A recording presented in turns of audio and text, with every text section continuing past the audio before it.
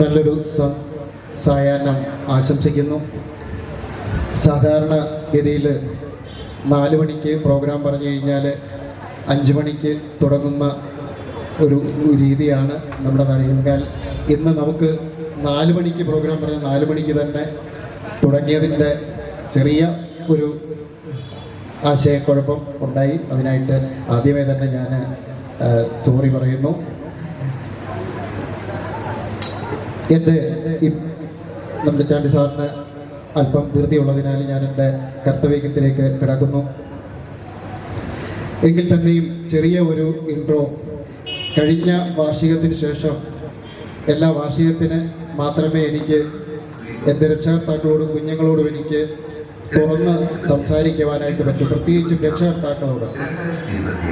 കുഞ്ഞുങ്ങളോടാണ് ക്ലാസ്സിന് വരുമ്പോൾ അവരുടെ തോളിൽ കൈയിട്ട് എല്ലാ കുഞ്ഞുങ്ങളെയും 622 കുഞ്ഞുങ്ങളിൽ അത്യാവശ്യം 90% കുഞ്ഞുങ്ങളെയും ഞാൻ ചേർത്ത് നിർത്തി അവരുടെ വിഷമങ്ങളും സങ്കടങ്ങളും എല്ലാം മനസ്സിലാക്കി അവരോട് സംസാരിച്ച് മുമ്പോട്ട് പോകാറുണ്ട്. എന്നാൽ രക്ഷകർത്താക്കളെ പലപ്പോഴും സംസാരിക്കാനോ കഴിയാനോ കിട്ടാറില്ല. അതുകൊണ്ട് എനിക്ക് ഒരു ചെറിയ ഒരു കഥയിലൂടെ ഞാൻ പറഞ്ഞിട്ട് പെട്ടെന്ന് തന്നെ എൻ്റെ കർത്തവ്യത്തിലേക്ക് കിടക്കാം. ഒരു രാജാവും ഭടന്മാരും ഒരു രാജാവും അവരുടെ ഭടന്മാരുടെ കാട്ടിലൂടെ നായാട്ടിന് അവര് വൈകുന്നേര സമയത്ത് ഇറങ്ങി.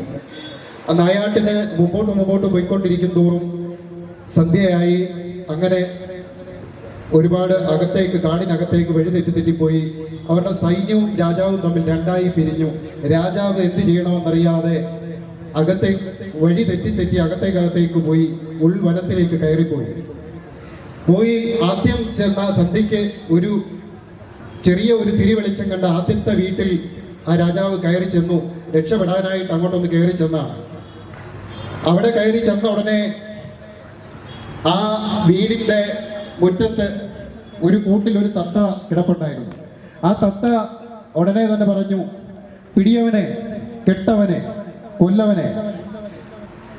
ആ തത്ത ഈ രാജാവ് കുതിരയുടെ പുറത്ത് അങ്ങോട്ട് ഇറങ്ങാൻ തുടങ്ങിയോണ്ട് പറഞ്ഞാൽ പിടിയവനെ, കെട്ടവനെ, കൊല്ലവനെ. രാജാവിന് പന്തി അല്ലെന്ന് തോന്നി, എൻ്റെ ജീവൻ ആപത്താണെന്ന് തോന്നി.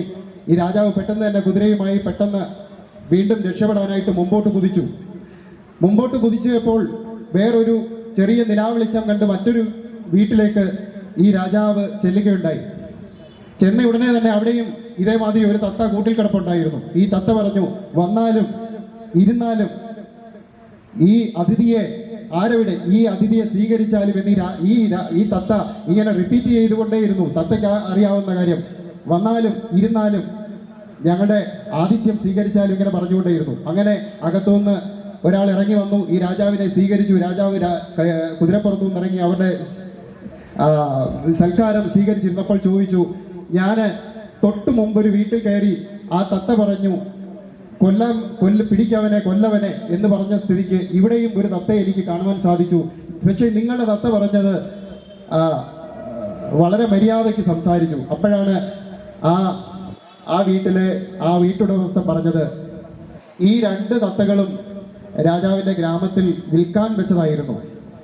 ഒരമ്മയെ ഇട്ട മുട്ട ആ തത്തക്കിളി വിരിയിച്ച് ഒരു കൂട്ടിൽ വിരിഞ്ഞ ഈ കുഞ്ഞു കിളികളെ ആരോ പിടിച്ച് ആ ഗ്രാമത്തിൽ വിൽക്കാൻ കൊണ്ടുവച്ചപ്പോൾ ഒരു പിടിച്ചുപറിക്കാരൻ, ഒരു കൊള്ളക്കാരൻ പിടിച്ചു പറിച്ചുകൊണ്ടാണ് ഒരു തത്തയെ അവരുടെ വീട്ടിലേക്ക് കൊണ്ടുപോയത്.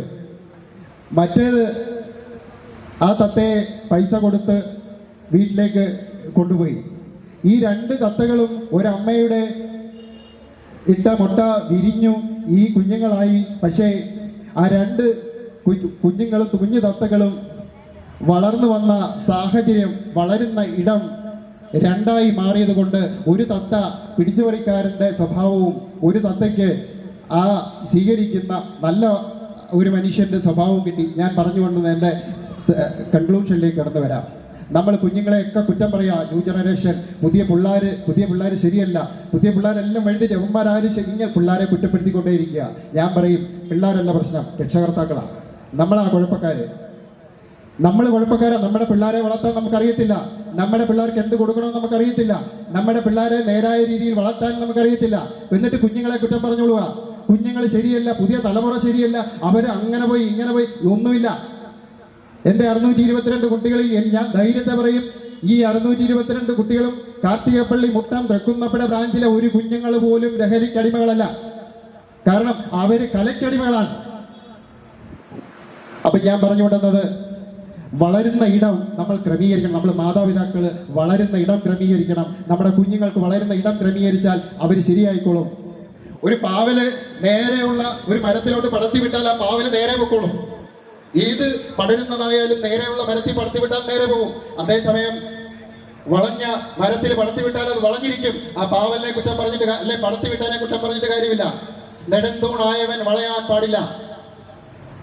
എനിക്ക് രക്ഷകർത്താക്കൾ പറയാനുള്ളത്, വളരുന്ന ഇടം നിങ്ങൾ ക്രമീകരിക്കുക ഇന്ന് മുതൽ. രണ്ടാമത്, അവരുടെ മൈൻഡ് ഒന്ന് സെറ്റ് ചെയ്ത് കൊടുക്കുക. ഈ 2 കാര്യങ്ങൾ ചെയ്താൽ മതി. മൈൻഡ് ഒന്ന് സെറ്റ് ചെയ്യണം. നിങ്ങളുടെ മൊബൈലിൽ എന്തെല്ലാം സെറ്റ് ചെയ്യുന്നു? നിങ്ങൾ രാവിലെ എഴുന്നേൽക്കുന്നത്, രാത്രി ഉറങ്ങുന്നത്, പ്രോഗ്രാം 6 മാസത്തേക്കുള്ള പ്രോഗ്രാമുകൾ മൊത്തം മൊബൈൽ സെറ്റ് ചെയ്ത് വെച്ചിരിക്കുക. പക്ഷേ നിങ്ങളുടെ കുഞ്ഞുങ്ങളുടെ കാര്യങ്ങൾ നിങ്ങൾക്കൊന്ന് സെറ്റ് ചെയ്യാൻ പറ്റുന്നില്ല. ഞാൻ സഹിതം എന്ന ഞാൻ അത്യാവശ്യം സെറ്റ് ചെയ്തവരെ ഒരു വിധത്തിലാക്കിയിട്ടുണ്ട്. ഒരു കീബോർഡിസ്റ്റും ഒരു ഡ്രമ്മനെ ആക്കി അത്യാവശ്യം നാടിന് കൊള്ളാമെന്നാക്കിയെന്ന് ഞാൻ വിശ്വസിക്കുന്നു. അപ്പൊ അതുകൊണ്ട് ഈ മൈൻഡ് സെറ്റ് ചെയ്യാൻ ഒരു കാര്യം നിങ്ങൾ ചെയ്യണം. പണ്ട് എന്റെയൊക്കെ ചെറുപ്പത്തിൽ, അല്ലെ ഞങ്ങളെയൊക്കെ പ്രായമുള്ളവരുടെയൊക്കെ ചെറുപ്പത്തിൽ ചെയ്തപോലെ ചൊല്ലും ചോറും തല്ലും വീട്ടിൽ കൊടുക്കണം. ചൊല്ല് കൊടുക്കണം, ചോറ് കൊടുക്കണം, തല്ല് കൊടുക്കണം വീട്ടില്. ഇത് 3 കൊടുക്കണം. ഇപ്പൊ ചൊല്ല് കൊടുക്കുന്നത് ഓൺലൈനിലാ, യൂട്യൂബിലാ. ചോറ് കൊടുക്കുന്നത് ഹോട്ടലിലാ. തല്ല് കൊടുക്കുന്നത് പോലീസ് സ്റ്റേഷനിലാ. പണ്ടോ 9ാം ക്ലാസ്സിൽ പഠിക്കുന്നിടം വരെ എനിക്ക് കിട്ടിയ അടിയുടെ എണ്ണം നിങ്ങൾ പറഞ്ഞാൽ വിശ്വസിക്കത്തില്ല. തമിഴിലെ രജനികാന്ത് പറയുന്നില്ലേ, ഒരു തടവ് ചെണ്ണ 100 തടവ് സ്വർണ്ണെന്ന മാതിരി എന്ന് പറയുന്നതിന്റെ കൂട്ടാ ക്രാഞ്ചിൽ കൊണ്ടാ ഓർത്തടിക്കുന്നത്. ക്രാഞ്ചിന്റെ പ്രത്യേകത അറിയാവോ? ഒരു ക്രാഞ്ചിലയിൽ ഒരു 10-50 എണ്ണം കാണും. 50 അടി ഒരുമിച്ചാ പുറത്തിടുക കിട്ടുന്ന. എന്തിനാ? രാവിലെ എഴുന്നേക്കാൻ താമസിച്ചാല്, പള്ളിപ്പാൻ താമസിച്ചാല്, സൺഡേ സ്കൂളിൽ കയറിയില്ലേ, കള്ളത്തരം കാണിച്ചാല്, എല്ലാ അടിയാ പുറത്തിടുക.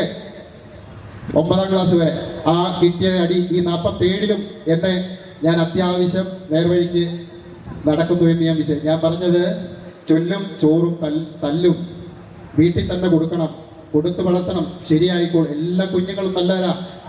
ഒരു മോശപ്പെട്ട കുഞ്ഞുങ്ങളും ഉണ്ടാവുന്നില്ല. ആരും ജനിക്കുമ്പോഴേ ലഹരിക്കൊന്നും അടിമകളാകുന്നില്ല. എല്ലാവരും ഈ സമൂഹത്തിൽ വന്നിട്ട് നമ്മുടെ ശ്രദ്ധക്കുറവുകൊണ്ട്, നമ്മുടെ ശ്രദ്ധക്കുറവുകൊണ്ട് പല ശ്രദ്ധക്കുറവുകളും ഉണ്ടാവാറുണ്ട് രക്ഷകർത്താക്കൾക്ക്.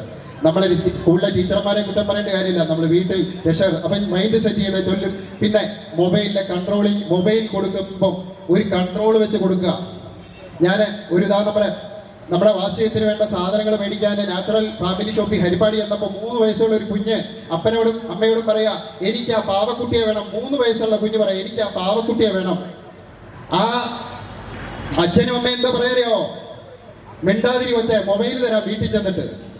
ഈ 3 വയസ്സുള്ള കൊച്ചിനോട് ഞാൻ എന്റെ കണ്ണുകൊണ്ട് കണ്ടതാ. ഞാൻ അന്നേരം വെച്ചിട 100 രൂപ വിലയുള്ള ആ പാവക്കുഞ്ഞിനെ മേടിച്ചു കൊടുക്കുന്നതിന് ലാഭം പിടിച്ചിട്ട് എന്താ പറയുന്നത്? മിണ്ടാതിരി മോളെ, വീട്ടിൽ ചെന്നിട്ട് ആ മൊബൈൽ കളിക്കാൻ തരാന്ന്. കളിക്കുന്ന എന്തുവാ?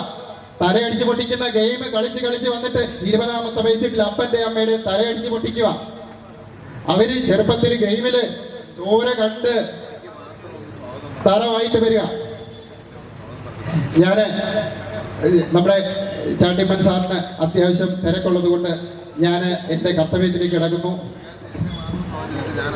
ഞാൻ ചാണ്ടിപ്പൻ സാറിൻ്റെ അഭ്യർത്ഥന പ്രമാണിച്ചിട്ട് നമ്മുടെ ഏറ്റവും എനിക്ക് വളരെ ഞാൻ എൻ്റെ മനസ്സിൽ വളരെ ചെറുപ്പം മുതൽ ഞാൻ സ്കൂളിൽ പഠിക്കുന്ന കാലത്ത് ഞാനൊരു വേറൊരു രാഷ്ട്രീയ ചിന്താധികാരനായിരുമ്പോൾ പോലും ഞാൻ ഏറ്റവും എൻ്റെ മനസ്സിൽ ആരാധ്യനായിട്ട് ഞാൻ കൊണ്ടുവരുന്ന ഒരു രൂപവും ഭാവവും ഒക്കെയാണ് നമ്മുടെ ഉമ്മൻചാണ്ടി സാറ്.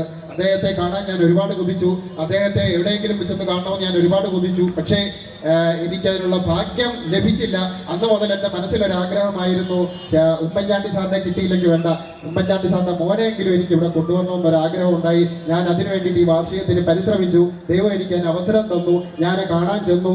ഒരു വളരെ ഞാനിങ്ങനെയും എളിമപ്പെട്ട മനുഷ്യനെ, കാരണം ഒരു മുക്കി പറയുമല്ല, ഞാൻ വീട്ടിൽ ചെന്നപ്പോൾ ഞങ്ങൾ വെളിയിൽ തിരക്കൂട്ട് വെളിയിൽ നിൽക്കുകയായിരുന്നു. അകത്തുനിന്ന് വെളിയിൽ മുറ്റത്തിറങ്ങി വന്നിട്ട് ചോദിച്ചു, ഇനി ആരെങ്കിലും കാണാനുണ്ടോ എന്ന് ചോദിച്ച ആ ചോദ്യം എന്നെ വല്ലാതെ സ്പർശിച്ചു. അങ്ങനെ മുമ്പോട്ട് പോകട്ടെ, സാറിൻ്റെ വഴികൾ സാറിനെ പോകേണ്ടത് കൊണ്ട് ചാണ്ടിയമ്മൻ സാറിനെ ഞാൻ സ്വാഗതം ചെയ്യുന്നു.